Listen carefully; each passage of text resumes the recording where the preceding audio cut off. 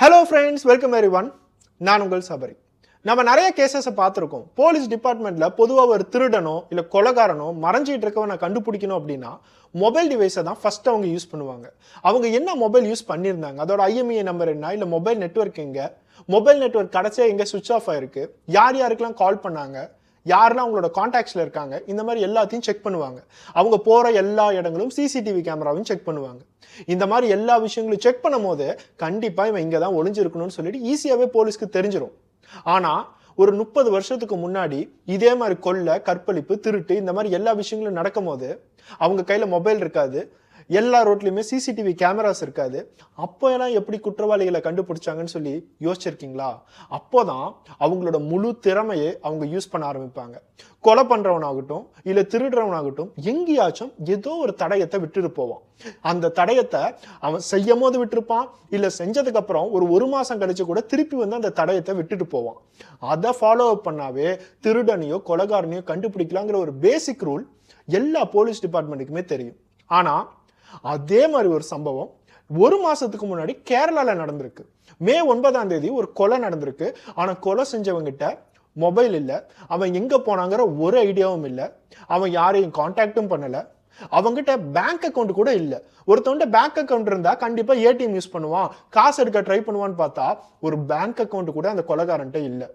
இருந்தாலும் அந்த கேரளா போலீஸ் எப்படி திறமையா கண்டுபிடிச்சாங்க? வாங்க சம்பவத்துக்குள்ளார பார்ப்போம். கேரளா ஸ்டேட் திருவனந்தபுரம் டிஸ்ட்ரிக்ட்ல காட்டக்கடான்னு சொல்லிட்டு ஒரு ஏரியா இருக்கு. அந்த ஏரியா லிமிட்ல இருக்கிற போலீஸ் ஸ்டேஷனுக்கு கரெக்டா மே 9ஆம் தேதி 2024 வருடம் காலையில 8 மணி பக்கம் ஒரு கம்ப்ளைண்ட் கால் வருது. கம்ப்ளைண்ட் பண்ணது அந்த காட்டக்கடா ஏரியால இருக்கிற ஒரு வீட்டோட ஓனர். அவர் கால் பண்ணி என்ன சொல்றாரு, என்னோட பக்கத்து வீட்டுல மாயா முரளின்னு சொல்லிட்டு ஒரு லேடி தங்கியிருக்காங்க. அது ஒரு ரெண்டட் ஹோம், அவங்க வாடகைக்கு தான் தங்கியிருக்காங்க. காலையில யதார்த்தமா நான் பாட்டுக்கு என்னோட வீட்டுக்கு வெளியே போய் பக்கத்து வீட்டை பார்த்தேன். அந்த வீட்டுக்கு பின்னாடி ஃபுல்லா ரப்பர் பிளான்டேஷன், அதாவது ரப்பர் தோட்டம். அந்த தோட்டத்துல மாயா முரளி மயங்கி கிடந்தாங்க. என்ன ஆச்சுன்னு சொல்லிட்டு உடனே காம்பவுண்டுக்குள்ளார போய் அந்த மாயா முரளி பார்த்தா உங்களுக்கு பேச்சு மூச்சு இல்ல. பக்கத்துல இருக்கிற எல்லாத்தையுமே கூப்பிட்டேன், அதனாலதான் உங்களுக்கும் கால் பண்ணி கம்ப்ளைண்ட் பண்றேன் அப்படிங்கிற ஒரு கம்ப்ளைண்ட் கால தராரு. போலீஸ் டிபார்ட்மெண்ட் இதை கேட்டோன்னே போலீஸ் டீம் ஆகட்டும், ஃபாரன்சிக் டீம் ஆகட்டும் எல்லாமே அந்த இடத்துக்கு போறாங்க. ஆரம்பத்துல மாயா முரளி மயங்கி கிடக்குறாங்களா, இறந்துட்டாங்களா இப்படிங்கிற எந்த இன்ஃபர்மேஷனுமே தெரியாது.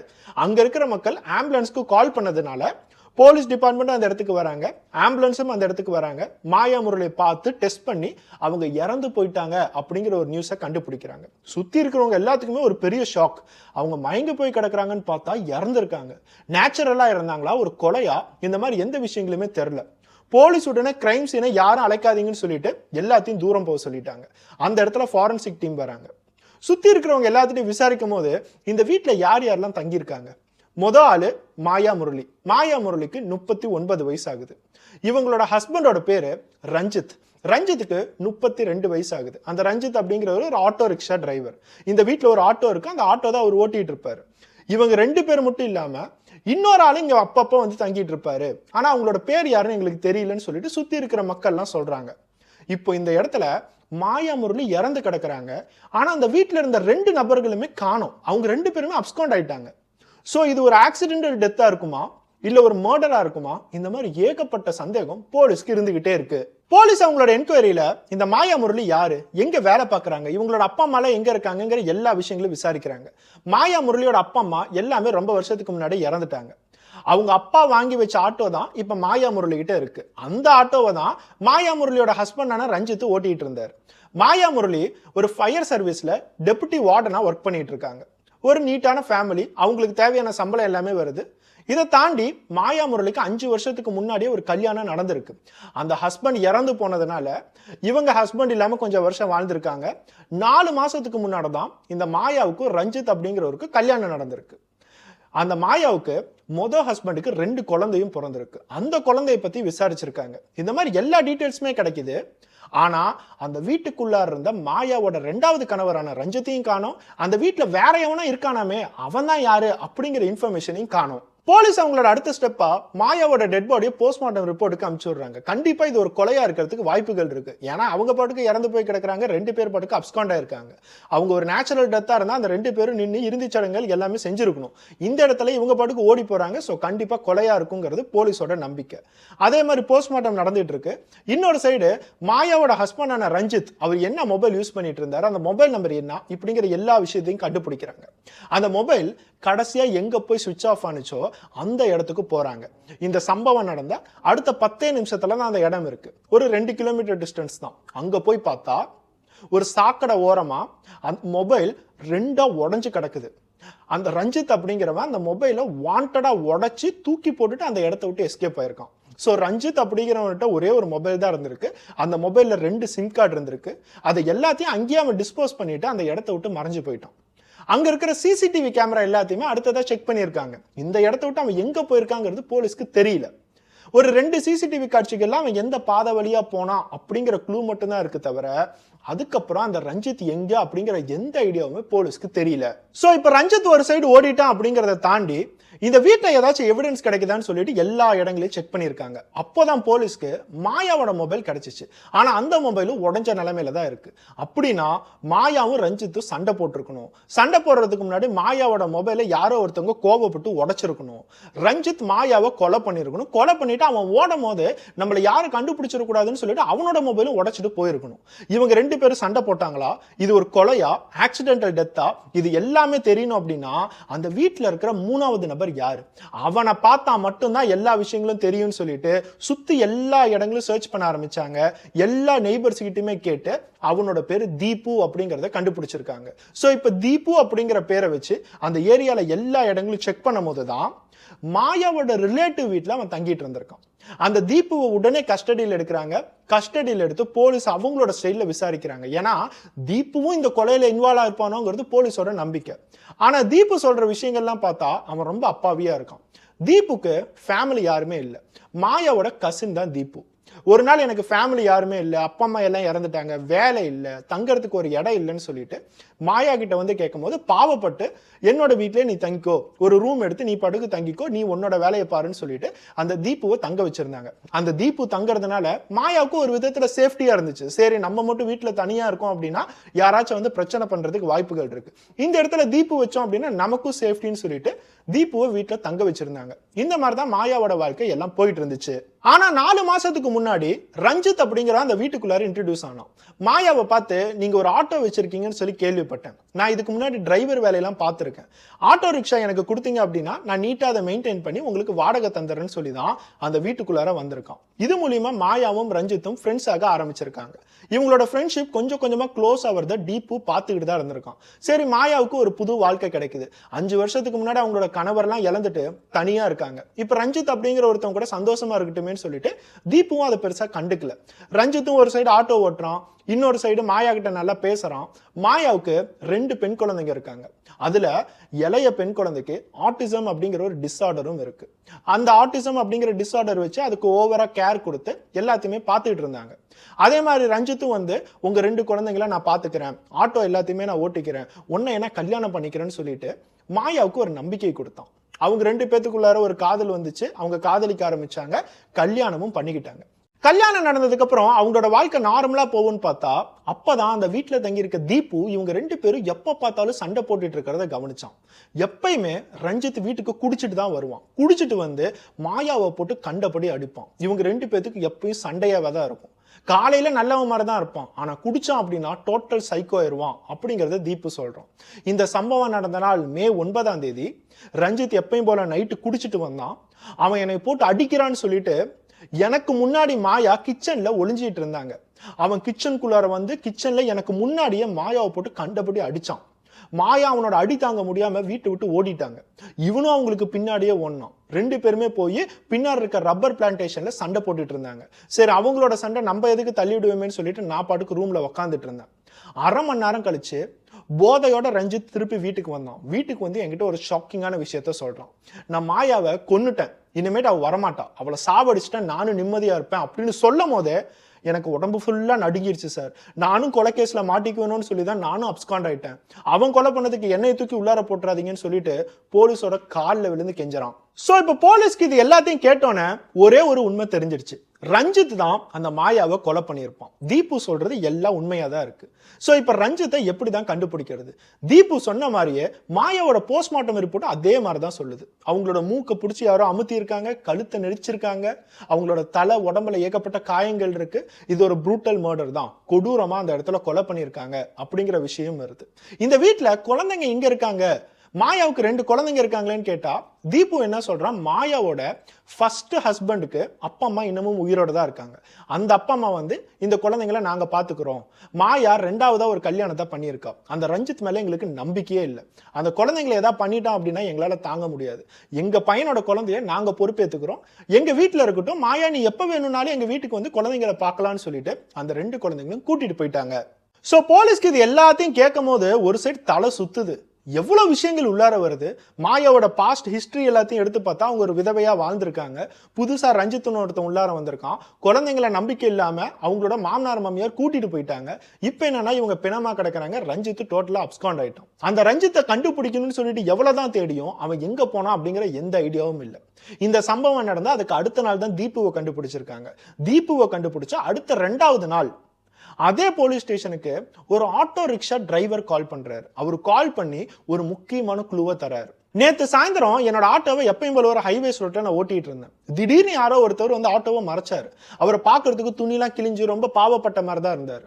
அவர் என்கிட்ட என்ன சொன்னார்னா, நான் ஒரு டிரைவரா தான் வேலை பார்க்குறேன். நான் பாட்டுக்கு இந்த ஹைவேஸ் ரோட்ல ஒரு 2 மணி நேரத்துக்கு முன்னாடி கார்ல ஓட்டிட்டு வந்தேன். திடீர்னு யாரோ 4 பேர் வந்து என்னை மறைச்சாங்க. என்னோட காரை புடுங்கிட்டாங்க, காசை புடுங்கிட்டாங்க, என்னை அடிச்சு போட்டுட்டாங்க, துணிலாம் கிழிச்சிட்டாங்க, என்னை அப்படியே தூக்கி போட்டு எஸ்கேப் ஆயிட்டாங்க.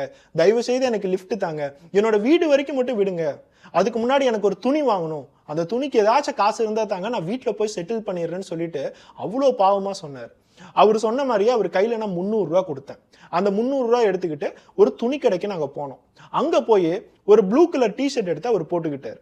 அந்த துணி கடையில இருந்து திருப்பி ஆட்டோலயே வந்து உட்காந்தாரு. அவரோட வீட்டுக்கு வழி சொல்றேன்னு சொல்லிட்டு அப்படியே அந்த ஹைவேஸ்லயே போய்கிட்டு இருந்தோம். திடீர்னு ஒரு இடத்துல நிறுத்த சொன்னான். நானும் அதே மாதிரி நிறுத்தினேன். அவனோட வீட்டுல போய் காசு எடுத்துட்டு வரேன்னு சொன்னவன் கொஞ்சம் தூரம் நடந்து போனவன் அப்படியே ஓடிட்டான் சார். அவன் யாரு அப்படிங்கிறது தெரியல. என்கிட்ட இருந்து 300 ரூபா தான் திருடினான்.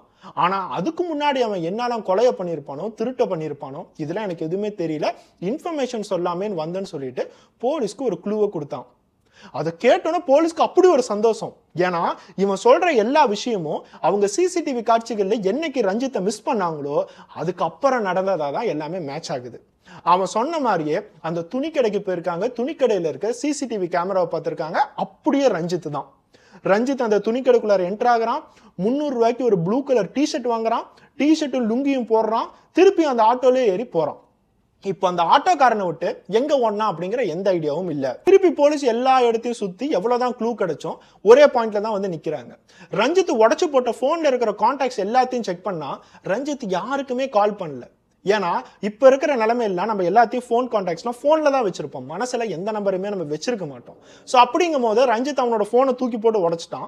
இன்னொரு சைடு மாயாவோட போனும் தூக்கி போட்டு உடைச்சிட்டான். அப்புறம் அவனோட மண்டையில என்னதான் நம்பர் இருக்க போகுது, அவன் பாட்டுக்கு சும்மா தெரிஞ்சுக்கிட்டு இருக்கான். இந்த மாதிரி போலீஸ் ரஞ்சித்தை எல்லா இடத்துலயும் ட்ராக் பண்ணும்போது அடுத்த ஒரு நாள் கழிச்சு ரஞ்சித்தோட மொபைலுக்கும் சரி மாயாவோட மொபைலுக்கும் சரி அவங்களோட மொபைல் சுவிட்ச் ஆஃபா இருந்திருந்தாலும் ஏதோ ஒரு கேரளால இருக்கிற டீ கடையில இருந்து அவங்களோட மொபைலுக்கு ஒரு மிஸ்டு கால் வந்திருக்கு. அது யாருன்னு பார்த்தா ரஞ்சித் தான். எந்தெந்த கால் எல்லாம் இந்த நம்பருக்கு வருதோ, எதுலாம் உங்களுக்கு டவுட்ஃபுல்லா இருக்கோ அந்த நம்பரோட ஓனர்ஷிப் எல்லாத்தையும் வாங்கி அந்த டீ கடைன்னு தெரிஞ்சோன்னா அங்க இருக்கிற சிசிடிவி கேமராவை செக் பண்ணும்போது ரஞ்சித் ஒரு எஸ்டிடி பூத்ல இருந்து அவனோட போனுக்கு கால் பண்ணியிருக்கான், மாயாவோட போனுக்கு கால் பண்ணியிருக்கான். எதுக்காக கால் பண்ணியிருக்கான்னா இப்ப ஸ்டேட்டஸ் என்னவா இருக்கு, என்னோட மொபைலை யாரோ தூக்கி சுவிட்ச் ஆன் பண்ணிட்டாங்களா, இல்ல மாயாவோட மொபைல் சரி பண்ணி யாரோ யூஸ் பண்ணிட்டு இருக்காங்களா, இந்த மாதிரி எல்லாத்தையும் ட்ராக் பண்ற மாதிரி சிசிடிவி காட்சிகளை பாக்குறாங்க. அதுக்கப்புறம் அவன் எங்க போனா அப்படிங்கறத போலீஸால கண்டுபிடிக்க முடியல. இந்த மாதிரி கொஞ்சம் தடையும் போலீஸ்க்கு வந்தாலும் அவங்க அடுத்த ஸ்டெப் எடுத்து வைக்கிறதுக்குள்ளார ரஞ்சித் டோட்டலாவே மிஸ் ஆயிடுறான். அவன் கையில போன் இல்ல அப்படிங்கிற ஒரே காரணத்தினாலையும் அவன் போற எல்லா இடங்களும் சிசிடிவி கேமரா இல்ல அப்படிங்கிற 2வது காரணத்தினாலையும் ரஞ்சித்தை போலீஸால கண்டுபிடிக்கவே முடியல. இந்த மாதிரி எல்லா விஷயங்களும் நடந்துட்டு இருக்கும் போதுதான் இந்த சம்பவம் நடந்த 9 நாள் கழிச்சு அந்த வீட்டோட ஓனர் மாயா தங்கிட்டு இருந்த வீட்டு ஓனருக்கு ஒரு கால் வருது. அந்த கால்ல யாரோ ஒருத்தவங்க தமிழ்ல பேசுறாங்க. அவங்க என்ன சொல்றாங்கன்னா, மாயா கொஞ்ச நாளைக்கு முன்னாடி ஏதோ ஒரு ஐட்டத்தை இன்ஸ்டால்மெண்ட்லாம் வாங்கியிருக்காங்க. போன மாசம் கூட மாயாவோட கூகுள் பேல இருந்து தான் இன்ஸ்டால்மெண்ட் அனுப்பிச்சு விட்டாங்க. உங்களோட நம்பர் தான் ரெஃபரன்ஸ்க்கு தந்திருக்காங்க. இந்த மாசம் அவங்களுக்கு இன்ஸ்டால்மெண்ட் அனுப்பிச்சிட வேண்டிய பணம் வந்துருச்சு. ஆனா இன்னும் அந்த மாயாவோட போன்ல இருந்து இன்ஸ்டால்மெண்ட் வரல. நீங்க ரெஃபரன்ஸ் அப்படிங்கிறதுனால தான் நான் உங்களுக்கு கால் பண்றேன். அந்த மாயாவுக்கு என்ன ஆச்சு, எதனால அவங்க இன்ஸ்டால்மெண்ட் அனுப்பிச்சுடலன்னு கேட்டு சொல்லுங்க அப்படிங்கிற ஒரு இன்ஃபர்மேஷன் வருது. அந்த வீட்டு ஓனர் மாயா இறந்துட்டாங்க, மாயா கிட்ட இருந்து இன்ஸ்டால்மெண்ட் வராது அப்படிங்கிற எதுவுமே சொல்லல. நான் பாட்டுக்கும் நான் மாயா கிட்ட இன்ஃபார்ம் பண்ணிடுறேன், நீங்க வச்சிருங்கன்னு சொல்லிட்டு போனை வச்சுட்டு உடனே போலீஸ்க்கு கால் பண்ணியிருக்காரு. போலீஸ்க்கு கால் பண்ணி யாரோ ஒருத்தன் இந்த மாதிரி மாயாவுக்கு இன்ஸ்டால்மெண்ட் கட்டணுமா, தமிழ்ல பேசுறான், எனக்கு ரொம்ப சந்தேகமா இருக்கு அப்படிங்கிற இன்ஃபர்மேஷனை தராரு. போலீஸ்க்கு இந்த இன்ஃபர்மேஷன் கிடைச்சோன்னே எங்க இருந்து அந்த கால் வந்திருக்கு அப்படிங்கறத செக் பண்றாங்க. அந்த கால் கேரளால இருக்கிற ஒரு டீ ஷாப்ல இருந்து தான் வந்திருக்கு. அதே திருவனந்தபுரத்துல இருக்க ஒரு டீ ஷாப். அந்த டீ ஷாப்புக்கு போய் சிசிடிவி கேமரா எல்லாத்தையும் செக் பண்ணும்போது அங்கேயும் ரஞ்சித் கால் பண்ணி ஓனர்கிட்ட காசு வாங்க பார்த்திருக்கான் அப்படிங்கிறது புரியுது. மாயா இதுக்கு முன்னாடி எனக்கு இன்ஸ்டால்மெண்ட்ல அனுப்பிச்சு விட்டாங்க, இந்த மாசம் அனுப்பிச்சு விடல, நீங்க அனுப்பிச்சு விடுங்கன்னு சொல்லிட்டு அந்த இடத்துல ரஞ்சித் ஃபோர்ஸ் பண்ணியிருக்கான். ஏன்னா அவனுக்கு காசு தேவை. ஒவ்வொரு நாளும் அவன் வெவ்வேறு இடங்கள்ல சுத்திட்டு இருந்தாலும் அவனுக்கு காசு தேவை. காசு இருந்தாதான் இந்த இடத்துல வாழ முடியும். ஆனா ரஞ்சித் அதையும் தாண்டி 9 நாட்களா ஒரு பேங்க் அக்கௌண்ட் இல்லாம, காசு இல்லாம வாழ்ந்துகிட்டே இருக்கான். ஏன் அப்படின்னா, நம்ம ஊர்ல எந்த டீ கடைக்கு போனாலும் பசிக்குது ஒரு டீ கிடைக்குமான்னு கேட்டா கையில டீ தந்துருவாங்க. எந்த ரெஸ்டாரண்ட்டுக்கு போய் பிரியாணி ரெஸ்டாரண்டா இருந்தாலும் பசிக்குது ஏதாச்சும் சாப்பாடு கிடைக்குமான்னு கேட்டா ஒரு பொட்டணம் பிரியாணியே தந்துருவாங்க. எல்லாமே கொஞ்சம் பாவ பார்த்து சரி பாவம் சாப்பிட்டுமேன்னு சொல்லிட்டு தருவாங்க. அதனால அவன் 3 வேளை நல்லபடியா சாப்பிட்டான். அதுக்கு அடுத்ததா தெருவுல எங்கெல்லாம் கிடைக்குதோ எல்லா இடத்துலயுமே ஒரு பெட்ஷீட் இருந்தா போதும், ஏதோ ஒரு துணியில நம்ம பாட்டுக்கு போத்திக்கிட்டு தூங்கலாம். கேட்கறதுக்கு யாரும் இல்ல. அதனால ரோட்ல எல்லா இடத்துலயும் தூங்கிட்டு இருந்தான். லாரி கிடைச்சாலும் பரவாயில்ல, ஆட்டோ கிடைச்சாலும் பரவாயில்லன்னு சொல்லிட்டு ஒவ்வொரு இடமா ஏறி ஒவ்வொருத்தவங்களுக்கு காசு கொடுக்காம அவன் பாட்டுக்கு ஓடிக்கிட்டே இருந்தான். சில பேர் லிஃப்ட் கொடுக்குறேன்னு சொல்லிட்டு லிஃப்ட் கொடுத்துருக்காங்க. இந்த மாதிரி அவனுக்கு கிடைச்ச எல்லா உதவிகளை வச்சு ஒவ்வொரு இடமா சுத்திக்கிட்டு போலீஸ்ல இருந்து தப்பிச்சுக்கிட்டே இருந்திருக்கான். ஆனா இந்த டைம் போலீஸ் அவனை ரொம்ப உன்னிப்பா கவனிச்சிருக்காங்க. அவன் இருந்த டீ கடையில இருந்து அந்த ஓனருக்கு கால் பண்ணியிருக்கான். அந்த டீ கடையோட சிசிடிவி கேமரா பார்க்கும்போது அந்த டீ கடையில பேசி முடிச்சோன்னே அவன் ஒரு கேஎஸ்ஆர்டிசி, அதாவது கேரளா கவர்மெண்ட் பஸ்ல தான் அவன் ஏறி இருக்கான். அந்த பஸ் நம்பர் முதற்கொண்டு போலீஸ்க்கு தெரிஞ்சிருக்கு. அந்த கவர்மெண்ட் பஸ்ஸோட கண்டக்டருக்கு கால் பண்ணி யாராச்சும் சந்தேகப்படுற மாதிரி ப்ளூ கலர் டிஷர்ட் லுங்கிலாம் போட்டுக்கிட்டு யாரா வந்தாங்களான்னு கேட்கும் போது அந்த கண்டக்டர் நல்ல ஞாபகம் வச்சிருக்காரு. எல்லாமே பேண்ட் ஷர்ட்டை போட்டுட்டு வரும்போது யாரோ ஒருத்த மட்டும் லுங்கிலாம் போட்டுக்கிட்டு டிஷர்ட்டை போட்டுக்கிட்டு வித்தியாசமா வரானே அப்படின்னு சொல்லி கவனிச்சிருக்காரு. அவன் இறங்கின இடம் கேரளா கொல்லம் சிட்டியில இருக்கிற கொட்டாரக்கரா அப்படிங்கிற ஒரு ஏரியா. அந்த பஸ் கரெக்டா நின்ன இடம். அங்க இருக்கிற சிசிடிவி காட்சிகள் ஏதாச்சும் இருக்கான்னு சொல்லி பாக்குறாங்க. ஒரு டீ கடையில ஒரு சிசிடிவி கேமரா பொருந்தி இருக்கு. அந்த சிசிடிவி கேமராவை செக் பண்ணும்போது போலீஸ்க்கு அடிச்சது ஒரு பெரிய லக்கு. அந்த பஸ்ல இருந்து இறங்கின ரஞ்சித் ஸ்ட்ரெயிட்டா அந்த டீ கடைக்குள்ளார தான் நுழைஞ்சிருக்கான். டீ கடைக்குள்ளார நுழைஞ்சு ஒரே ஒரு டீ வாங்கி சாப்பிட்டுக்கிட்டு அங்க வந்த ஒருத்தவர்கிட்ட என் கையில மொபைல் எதுவுமே இல்லை, ஒருத்தவங்களுக்கு கால் பண்ணும், மொபைல் தரீங்களா, நான் கால் பண்ணிக்கிறேன்னு சொல்லிட்டு அவன் கேட்டிருக்கான். அவரும் பாவப்பட்டு இவனுக்கு மொபைலை கொடுத்துருக்காரு. அந்த மொபைல்ல இருந்து யாரோ ஒருத்தவங்களுக்கு தமிழ்நாட்டுல கால் பண்ணியிருக்கான். கால் பண்ணி ஒரு 5 நிமிஷம் பக்கம் பேசியிருக்கான். 5 நிமிஷம் பேசினதுக்கு அப்புறம் அந்த மொபைல் வச்சிருக்காரு பாத்தீங்களா, அவரோட கூகுள் பேவுக்கு யாரோ 700 ரூபாய் அனுப்பிச்சு விடுறாங்க. உடனே இவன் போய் உங்களோட கூகுள் பேக்கு எனக்கு தெரிஞ்ச ஒருத்தர் 700 ரூபாய் அனுப்பிச்சு விட்டுருக்காரு, நீங்க என்கிட்ட கேஷா 700 ரூபாய் தரீங்களா அப்படின்னு கேட்டு அவர்கிட்ட 700 ரூபாய் கேஷா வாங்கியிருக்கான். இது எல்லாமே போலீஸ் எப்படி கண்டுபிடிச்சாங்கன்னா, அந்த சிசிடிவி கேமரால யார் இருக்காங்க அப்படிங்கிறத பார்த்து அவரோட மொபைல் நம்பர் கண்டுபிடிச்சு அவரோட மொபைல் நம்பருக்கு யாரு கூகுள் பே பண்ணா, ரஞ்சித் அவரோட மொபைல்ல இருந்து யாரு கால் பண்ணா, இந்த மாதிரி எல்லா டீடைல்ஸுமே கண்டுபிடிச்சிருக்காங்க. இந்த கொட்டாரக்கரா அப்படிங்கிற டிஸ்ட்ரிக்ட்ல இருந்து தேனி அப்படிங்கிற மாவட்டம், தமிழ்நாட்டில் இருக்க தேனி மாவட்டத்துக்கு கால் போயிருக்கு. அந்த தேனி மாவட்டத்துல யாரோ ஒருத்தவருக்கு கால் பண்ணி தான் அந்த 700 ரூபாய் அவன் கூகுள் பேல வாங்கியிருக்கான். அந்த அட்ரஸை கண்டுபிடிச்சு தேனி மாவட்டத்துக்கு கேரளா போலீஸ் போய் அது யாருன்னு பார்த்தா அந்த தேனி மாவட்டத்துல ஒரு போலீஸ் ஸ்டேஷன்ல ஒர்க் பண்ற ஒரு எஸ்ஐ. அந்த எஸ்ஐ கிட்ட உங்களுக்கும் இந்த ரஞ்சித்துக்கும் என்ன தொடர்பு, எதுக்காக கால் பண்ணா, நீங்க எதுக்காக 700 ரூபாய் அனுப்பிச்சுட்டீங்கன்னு கேட்கும் போதுதான் அவரே பெருசா ஷாக் ஆகுறாரு. இந்த ரஞ்சித் ஒரு கொலைகாரன், அவனை தான் நீங்க தேடிட்டு இருக்கீங்களா? என்னோட தங்கச்சி ஒரு பேக்கரி ஷாப் வச்சிருக்கா, அந்த பேக்கரிக்கு வேலைக்கு ஆள் வேணுமேனு சொல்லிட்டு எல்லா இடத்துலயும் தேடிட்டு இருந்தோம். அப்பதான் இந்த ரஞ்சித் அப்படிங்கிற ஒருத்தன் நான் எந்த வேலையா இருந்தாலும் பார்க்கறேன், கம்மியான சம்பளமா இருந்தா போதும் அப்படிங்கிறத சொன்னான். நான் இப்ப கொட்டாரக்கரால இருக்கேன், அந்த கேரளா கொட்டாரக்கரால இருந்து தேனிக்கு வரணும் அப்படின்னா அட்லீஸ்ட் ஒரு 500 ரூபாயில இருந்து 700 ரூபாய் ஆகும், நீங்க எனக்கு கூகுள் பே அனுப்பிச்சுடுங்க, நான் உடனே பேக்கரிக்கு வந்து வேலை பார்க்கறேன் அப்படிங்கிறத என்கிட்ட சொன்னான். நேத்து தான் வந்து பேக்கரியிலே வேலையில சேர்ந்தான். நீங்க பேக்கரிக்கு போனீங்கன்னா அவனை ஈஸியா பிடிச்சிடலாமேன்னு சொல்லிட்டு அவரு தான் போலீஸ்க்கு தகவல் தந்தாரு.